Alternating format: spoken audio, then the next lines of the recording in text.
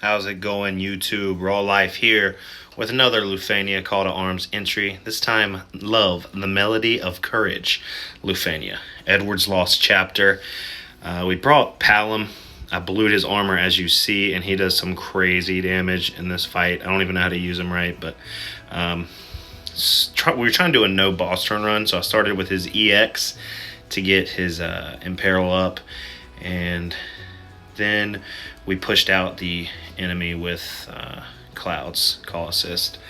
We got Onion Knight and Terra to round out the squad. Terra BT, which I actually just tokened because we had some luck on the Bart's banners. So I was able to go ahead and token Terra. She came in very useful here. Problem with these guys is the orb's very strict. You got to hit them with ice damage, and you can only add like 3 at a time, so the orb's constantly in single digits or right at single digits. So Onion Knight helps with that a lot, and I actually used kind of a strategy of keeping Onion Knight's AA up to enchant the party, so everyone was hitting ice damage the whole time. Look at that, 161k each for Palom. I mean, he's just a little nuke, a little ice nuke.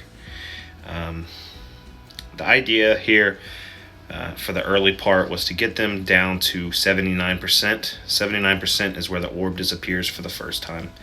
And as you see there, I went ahead and got Onion Knight's AA up. So now the party's enchanted. Palom's keeping the Ice and Peril on there, and we're not trying to let them move this whole fight. So we went with the Jack Call Assist to just really maximize the damage all throughout the whole fight. Terra uses her first LD. She's got 4, which was great, and I mean, she's just broken.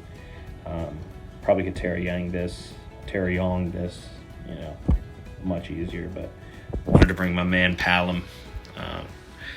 And Onion Knight and Terra have some good synergy on this to just try to keep them from without moving basically the whole fight.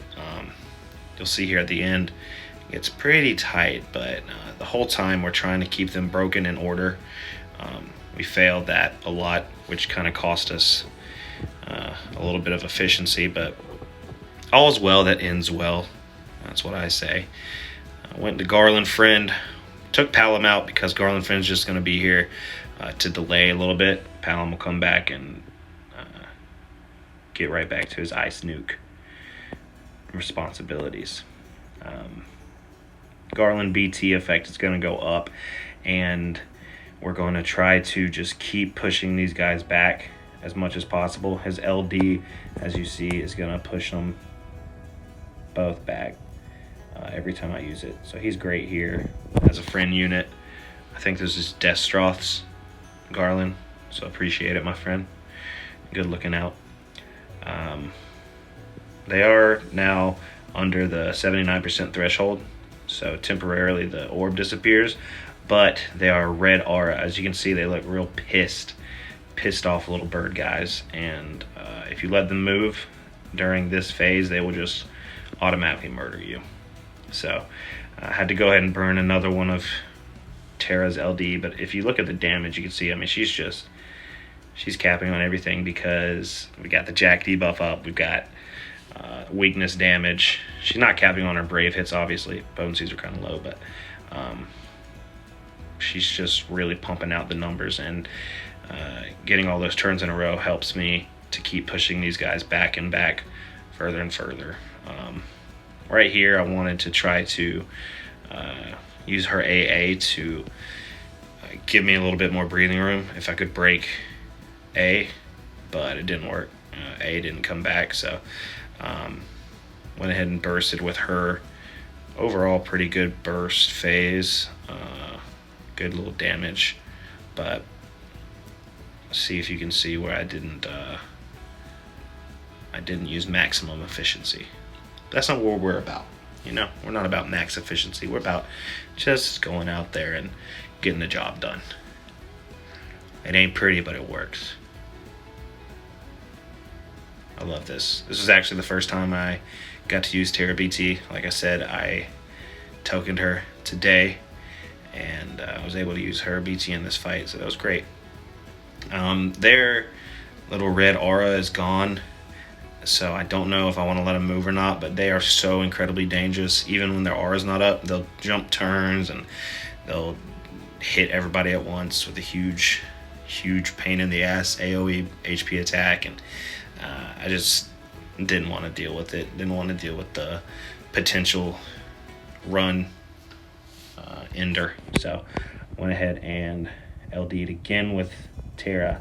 I was planning on saving more of her LDs for the home stretch, but Onion Knight has all his LDs left, and if you don't know his LD, it actually lets you reorganize your turn, put your allies in the order you want, and gives them a free skill use, and they jump to the front of the turn order.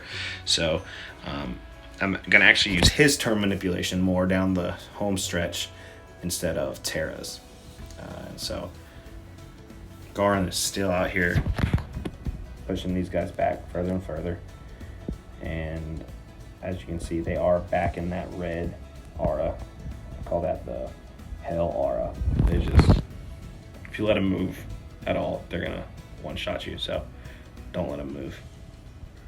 Right here, Garland is on his last turn of his friend unit, but his LD does do the AoE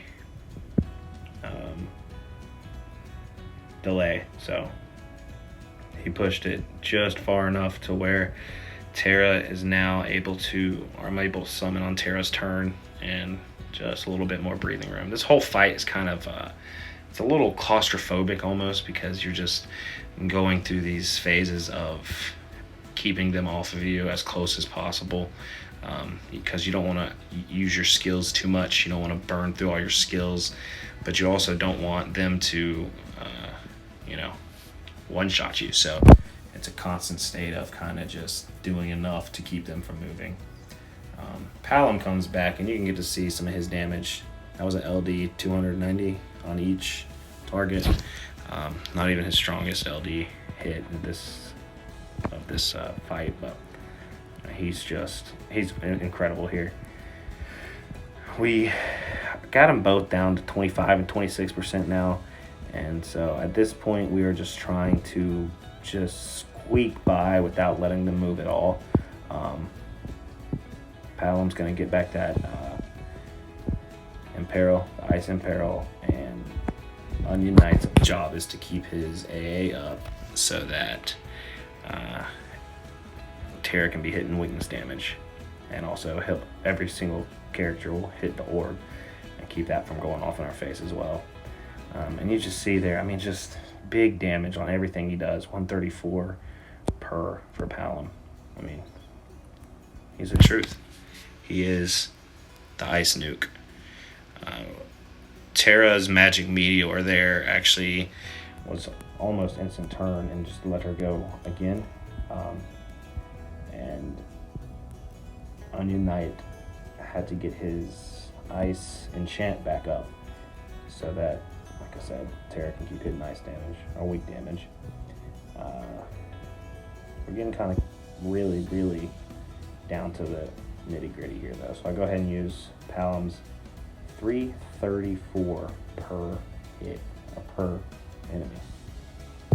I mean, sensational. But with more pressing issues, we are running out of everything, and we can't let them move. They don't have the red aura up anymore, so it's not an instant kill if they move at this point, but really don't want them to because they do some quirky, weird things if you let them move, especially near the end. They can turn, jump, and they can just AoE everybody.